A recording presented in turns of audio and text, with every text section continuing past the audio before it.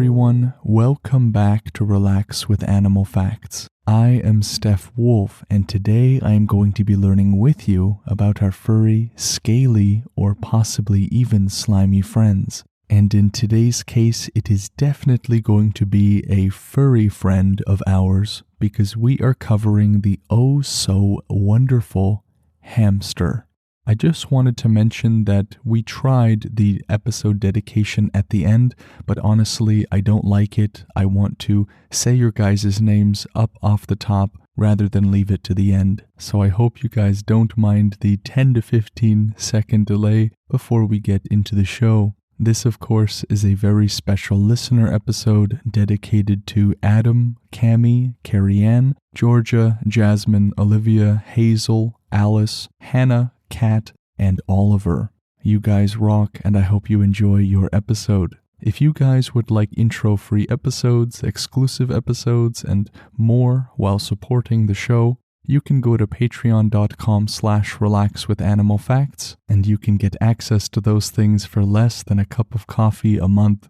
One last shout out to George Vlad, who is the reason why we have the ambiances on the show. I have linked his audio work in the description, and I encourage you guys to go check him out. Now let us begin to wind down a little bit. If you are a new listener, I welcome you with open arms to our animal podcast family, and if you are returning, you know what I'm going to be asking of you. I have 3 primary exhortations for you. The first is that you put on a pair of running shoes that you like. We are certainly going to be needing those for where we are going today. And my second encouragement to you is to realize perhaps where you are carrying some tension. If you don't know, you can start in your mind scanning from the bottom of your feet all the way to the top of the head, kind of relaxing as you go. Here on the Relax with Animal Facts podcast, we like to become Jell-O. You can imagine some Jell-O in your mind, any flavor you like, and just do your best to imitate it. And my last exhortation to you is to give your mind permission to wander and to journey with me into an agricultural field in Europe where the hamster resides.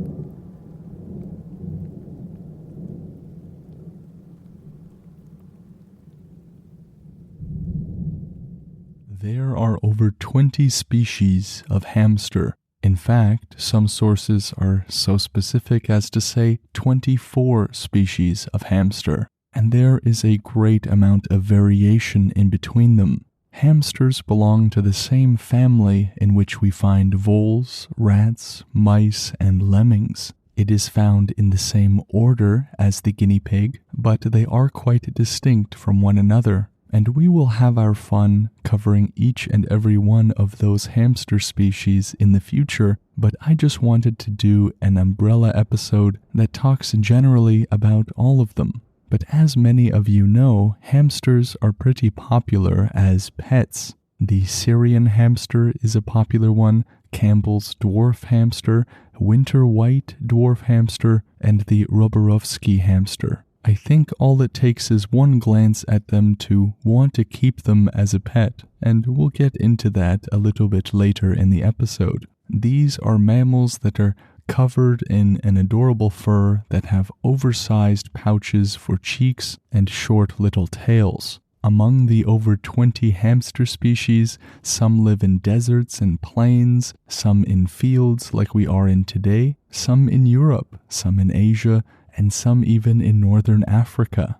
They create an amazing burrow system, similar to that of many other rodents. Their scientific name is Cricketinae, which comes from Latin and previously from Greek. The word cricetus in Latin means hamster, and so their scientific name doesn't seem to have that much to go off of. But luckily for us, this is quite an ordinary species for most of you. But long-term listeners of the show know that when anything is ordinary, it is actually hiding underneath wonderful secrets that we just never knew. and I'm sure that is the same for the hamster. In the wild, hamsters live between 2 to 3 years of age, and in captivity slightly longer, from about 2 to 4. The species of hamster vary not only in size, but also in color. Some can be yellow, red, brown, white, or a whole mixture, and people have made pets of many of them. An important aspect of hamster life is that they, like many other rodents, are nocturnal.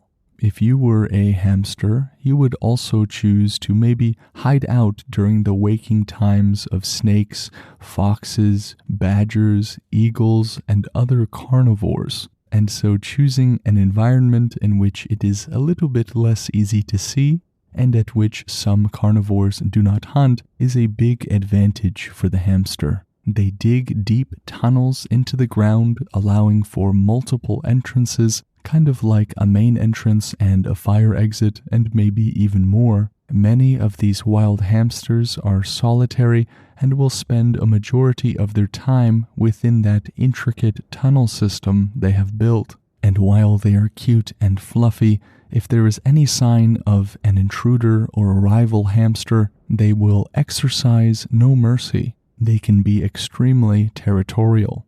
The diet of the hamster mostly consists of fruits and vegetables, nuts, cracked corn, seeds, and grains. But some wild hamsters also eat frogs, lizards, and insects. There is a particular percentage of protein to fat that those that are keeping a hamster ought to be aware of. It's about 16% protein and 5% fat.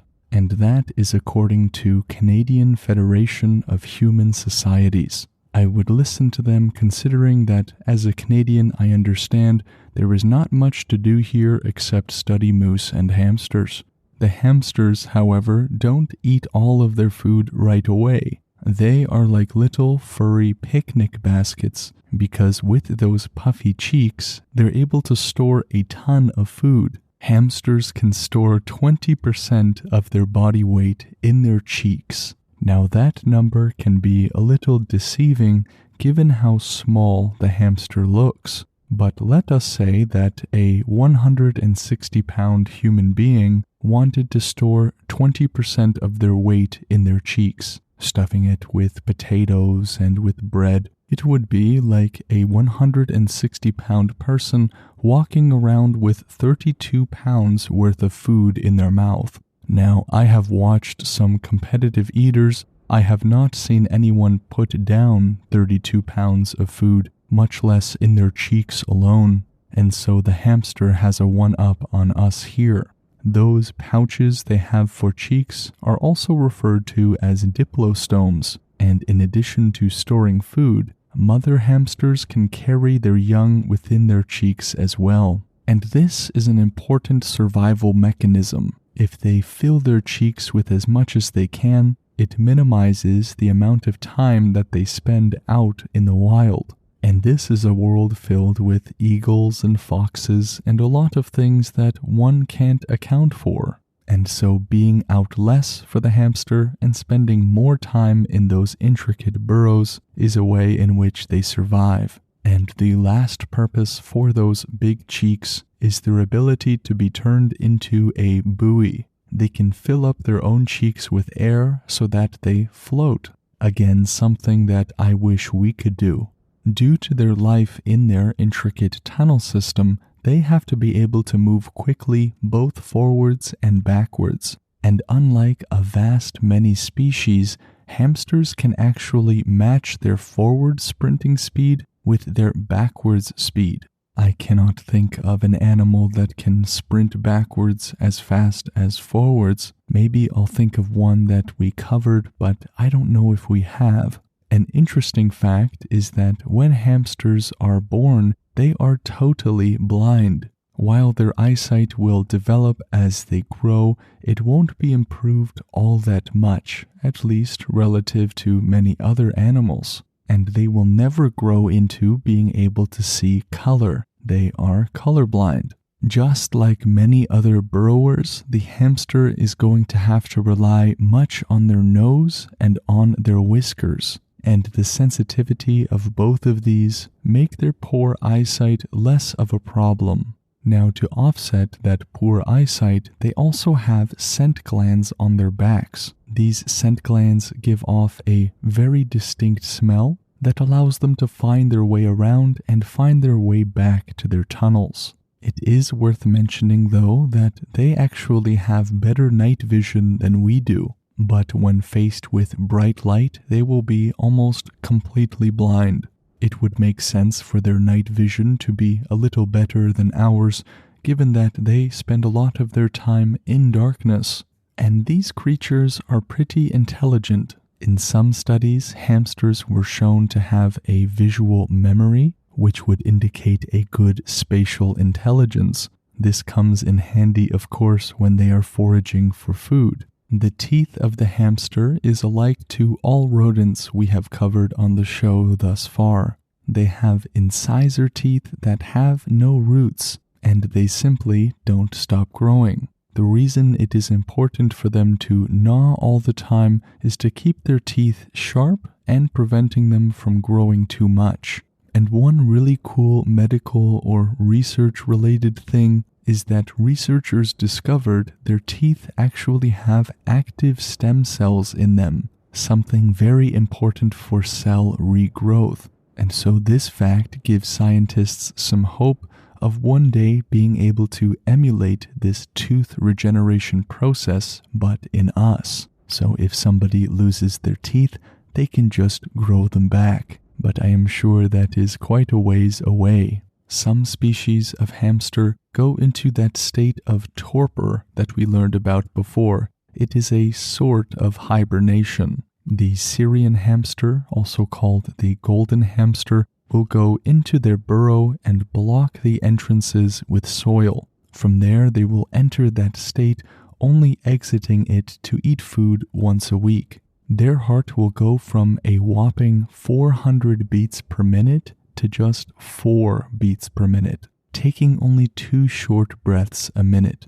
Just so we can see how amazing this is, maybe we can put it relative to our heart rates. An average heart rate would be something like 70 beats per minute for humans. So the hamster's heart rate is on average a little less than 6 times our average. But when they enter into this state, they go to a heart rate that is unachievable by humans. Some of the lowest heart rates in the whole world are observable in people like cyclists and high-trained athletes. One cyclist, for example, had a resting heart rate of 28 beats per minute. What an incredible mechanism that helps the hamster survive those tougher times. But remember, this is not all hamsters. This particular fact was pertaining to the golden or Syrian hamster. One thing that is important for us to cover, but a little gross, is that hamsters eat their own poop.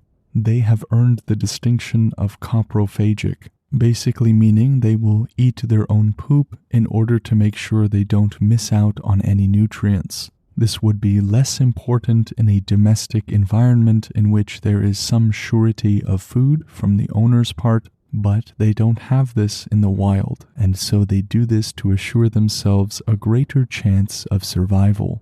Now, in general, hamsters are ideal house pets for many. They are pretty easy to take care of and gentle, but in times of stress or if they are scared, they will give off a little nibble, maybe more like a bite.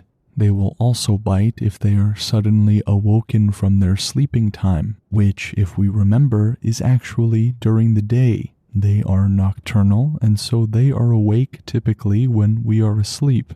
Of course, with all other pets, it's important to do your research and figure out if it's the right pet for your home and if you will be able to take care of it. I have known people with hamsters, and they are pretty cute. And let us go to the name of the episode, hamster. Where does it come from, or what does it mean? We have been using this word since about 1600, and it comes from a German and then a High German word. One journal says that the name hamster that we use comes from the German word hamstern, which basically means to hoard. Given that they love to store food both in their cheeks and in their tunnels, this would make sense.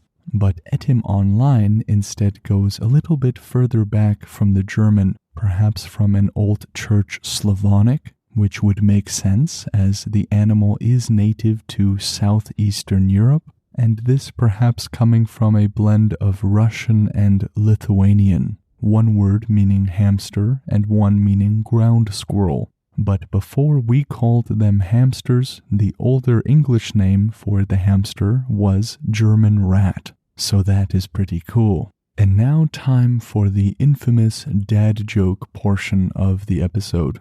This one is going to hurt, I know it. Why did the hamster quit his job?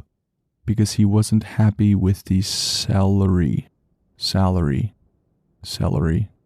Now, after saying that out loud, it did cross my mind that I should probably just edit this out and do a new one, but I'm not going to do that. And now let's move on to the review of the episode. This one is coming from name that's hard to pronounce. That's not me being mean, that is somebody's actual username on Apple Podcasts. And name, for short, is writing all the way from the United States of America.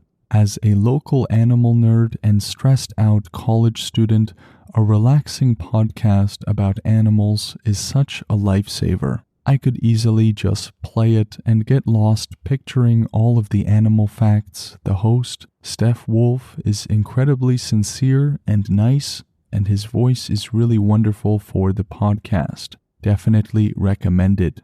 My one gripe might be that sometimes there are some inaccuracies, such as how in the guinea pig episode, Steph mentioned that guinea pigs and hamsters are in the same family, when in reality they're in different families. They are in the same order, but it's nothing too major that I would ever get bothered by. Either way, keep at it, Steph, and maybe cover some sea life.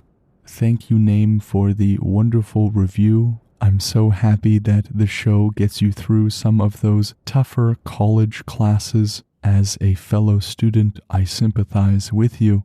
And the mistake that I made in regards to the guinea pig and hamster being in the same family, so if I said that in that episode, that is definitely wrong. They are in the same order, which includes all rodents, but not the same family. If I ever get anything wrong, guys, feel free to write in and fact check me. It can help me be more precise in the future, so thank you, Name. If the show helps you at all, leaving a review is one of the quickest and biggest things you can do to give back to the show. I also encourage you to follow the show if you don't already, or subscribe to it, or whatever is on that podcast app. It helps the show in so many ways. If you would like to request an animal for the show, you can do so by going to relaxwithanimalfacts.com and clicking on the Submit and Animal Request tabs.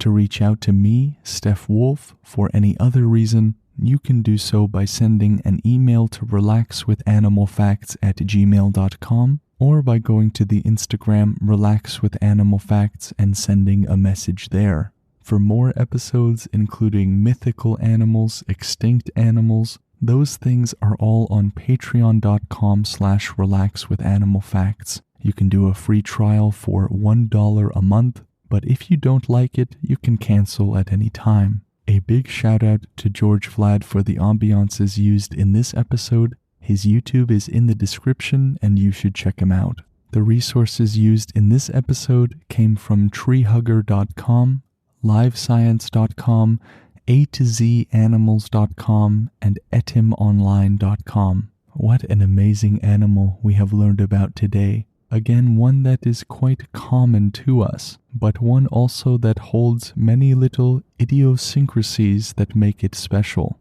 Try carrying 20% of your body weight in your cheeks.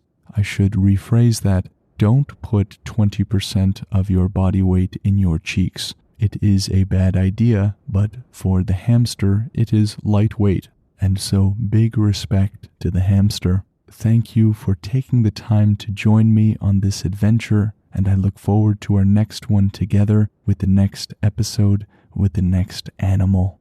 Take care.